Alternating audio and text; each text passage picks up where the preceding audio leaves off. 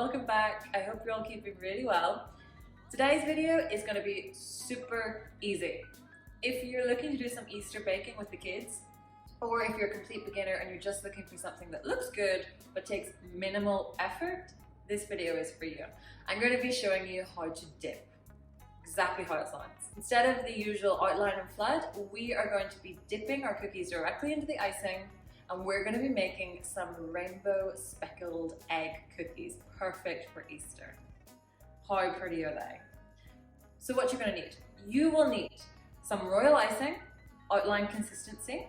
You're going to need some food coloring, whatever you have around the house, whatever colors you like, toothpicks or a cookie scribe if you have them, some water, and some cookies, of course.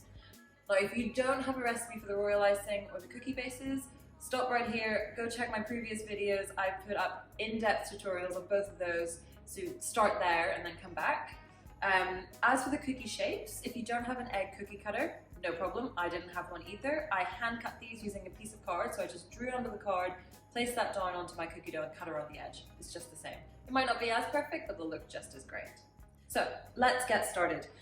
The key thing with dipping is all about consistency. So what we're doing is getting rid of the need for a thick outline and a runnier flood. We're going to make icing somewhere in the middle that's just runny enough to cover the cookie, but not so runny that it just goes over the edge. Yes, I did just make that noise. We basically want to keep adding a little bit of water at a time until we get it to the perfect consistency, and that should be what I call the 6-second rule. So if we give it a stir, the surface should take 6 seconds to get fully smooth again. So let's do this together, I'll show you. We are going to add a teaspoon of water at a time. Now you can see how much icing I have in my bowl here. It's not a lot, a little goes a long way, but I'm just gonna add 1 teaspoon. And I'm gonna keep adding until I think it is the right consistency. Oh, that was way more than a teaspoon. So I'm gonna give that a stir. And I'll see if I can get you guys to see what I'm doing here. That's coming together nicely.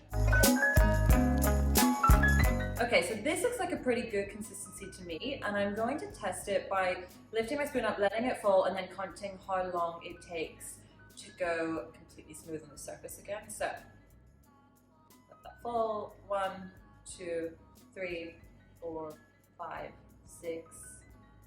And a half? 6.5, we'll take that. So you can see it's still pretty thick. It's not completely flood consistency, but it completely goes smooth on the surface. Again, that's what we're looking for. That's the perfect consistency. So if we dip our cookie in, it's just gonna coat it, but not fall over the edge. Now, I'm gonna go ahead and color this as well. So let's try a little bit of food coloring. Food coloring, you're gonna wanna use a gel food coloring for royal icing. And you're going to use a little bit at a time because a little of this goes a very long way. So I'm just going to take one of my cookie scribes. I'm going to pop a little tiny amount, pop, pop, pop. Literally that much for now. You can always add more, but you can't take any out, just remember that. I'm going to give that a good stir.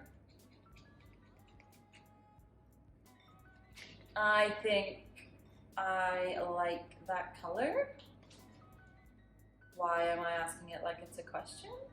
Okay, so now that we have our icing at the right consistency, we just go ahead and start dipping.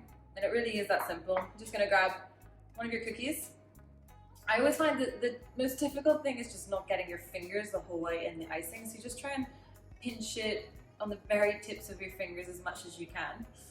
And you're just going to plonk it in the middle of the bowl.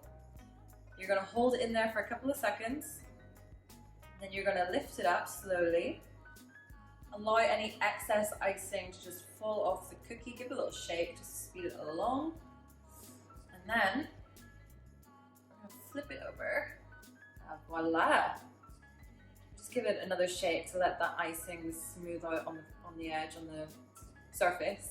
I have a giant air bubble there, you can see, so you keep your cookie scribe or your cocktail stick to hand and just pop it. Perfect.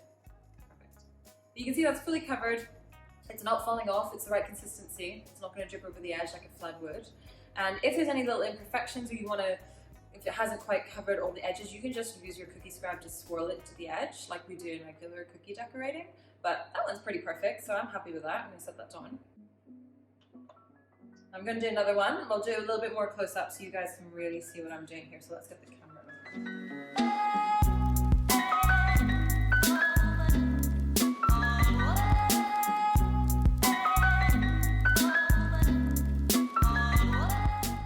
So that's my pink done. I've made up a whole other bunch of lovely rainbowy pastel-y colours because I want a rainbow Easter egg vibe. If you don't have that many food colours to hand, why not go for an ombre effect? So if you just have one colour, maybe just do different variations of that colour, starting from light to dark. That could be really cool. If you don't have any food colouring, why not just make a white dip them all white, and then sprinkle some sprinkles on top? If you want to get really creative, why not try mixing a few different colours together in the one bowl, see what happens there. That could be really cool as well. But I'm going to go ahead with my rainbow theme. I'm going to get dipping, and then I'll show you what we do next.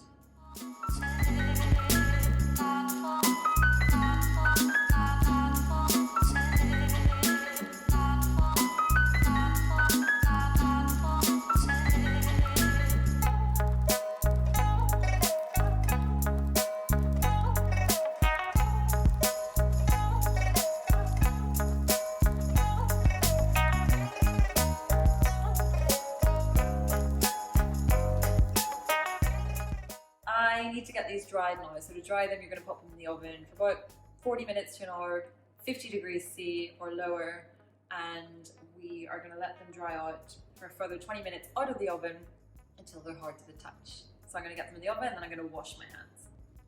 So my eggs are out of the oven. I've let them cool for further 20 minutes.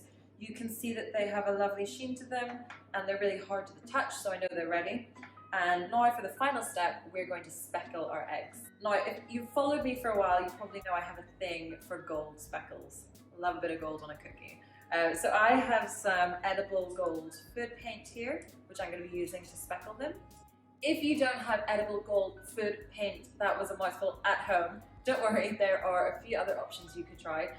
Cocoa powder mixed with a touch of hot water, you could use that to speckle instead. The gel colours that we used earlier, add a touch of vodka, and that will essentially turn it into a paint. Or if maybe you have an edible pen at home, you could just speckle them on yourself by hand. And if you don't have any of those, just leave it here, they're still going to look just as gorgeous. I'm going to go ahead and start speckling. So, you want the paste to be quite thick, you don't want it to be too runny. And you're going to hold it at a high height, you're going to hold it with one hand and tap that hand with the other. Just like this, letting them fall at random, all different sizes.